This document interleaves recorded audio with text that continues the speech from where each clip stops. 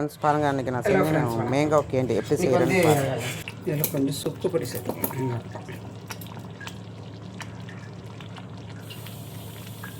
கல் உப்பு சேர்க்கல, நான் ராக் சால்ட்டு.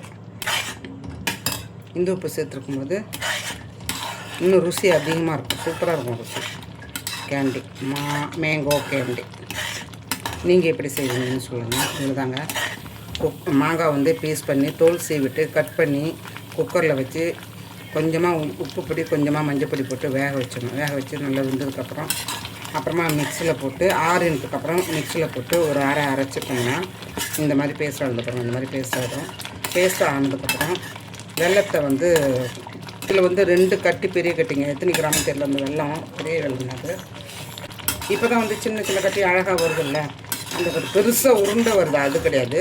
இது வந்து இந்த மாதிரி கிளாஸில் போட்டு செய்கிற, இந்த மாதிரி கிளாஸில் செய்கிற வெள்ளைக்கட்டி. அது அந்த வெள்ளைக்கட்டி 2 வெள்ளைக்கட்டி போட்டேன். 2 வெள்ளைக்கட்டி போட்டு கொஞ்சம் நல்லா திக்காக இருந்தபோது இந்த அரைச்ச பேஸ்ட் அதில் கொட்டிட்டேன்.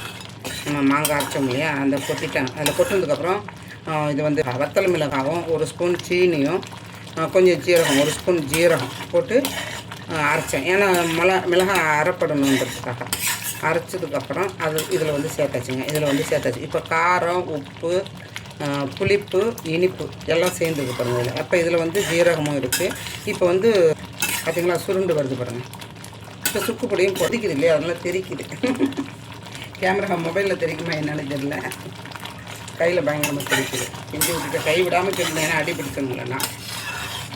இது 2 நாளைக்கு அப்புறம் தாங்க இந்த வீடியோ உங்களுக்கு வரும். ஏன்னா பீஸ் பண்ணிவிட்டு காமிக்கணும் இல்லையா.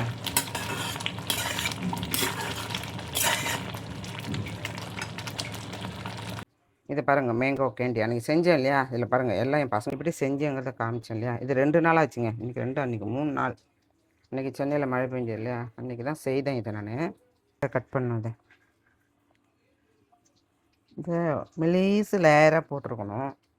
நான் பெருசு பெருசாக போட்டுட்டேன். நான் வந்து ஒரே தட்டில் கொட்டிட்டேன் பாருங்கள். கொட்டி இது 2 நாள் வெயிலில் காய வச்சுங்க. பால்கனியில் வச்சு காய வச்சேன். மொட்டை மாடிக்கு எடுத்துன்னு போகல நான், ஏன்னா குரங்கு வரும் மொட்டை மாடியில். அது வேறு தூக்கி எரிஞ்சு போச்சுன்னா இன்னும் கஷ்டம். இது வேறு போய் பாதுகாத்துட்டு உட்காந்துருக்கணும்.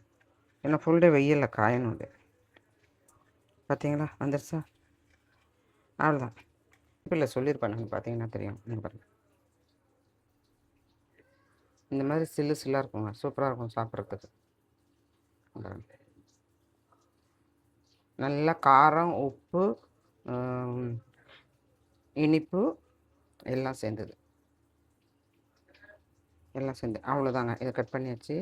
இதை அப்படியே கொஞ்சம் கொஞ்சமாக எடுத்துட வேண்டியது. அப்புறம் ஜெல்லி மாதிரி இருக்குது பார்த்தீங்களா, எப்படி இருக்குது, நல்லா இருக்காது. இந்த மாதிரி எடுத்து அழகாக நம்ம கட் பண்ணி வச்சுக்கிட்டோம்னா பேக்கில் ஒரு டப்பாவில் போட்டு அடைச்சி வச்சுக்கிட்டோம்னா, இது வந்து தயிர் சாதத்துக்கும் தொட்டு சாப்பிட்டு எல்லாத்தையும் தொட்டுக்கலாம். சும்மாவே சாப்பிட்லாம். என் பிள்ளைங்க சும்மாவே சாப்பிட்டு வச்சுருங்க. பால்கனியில் நான் காய வச்சுருந்தேன், சும்மாவே சாப்பிட்டு வச்சுருக்கானுங்க. நீங்களும் இதுமாரி செஞ்சு பிள்ளைங்களுக்கு கொடுங்க, பிள்ளைங்களுக்கு பிடிக்கும். அழகாக இருக்கிறோம். எவ்வளோ இங்கே பாருங்கள், இவ்வளோ பார்த்தீங்களா, இவ்வளோ இருக்குது.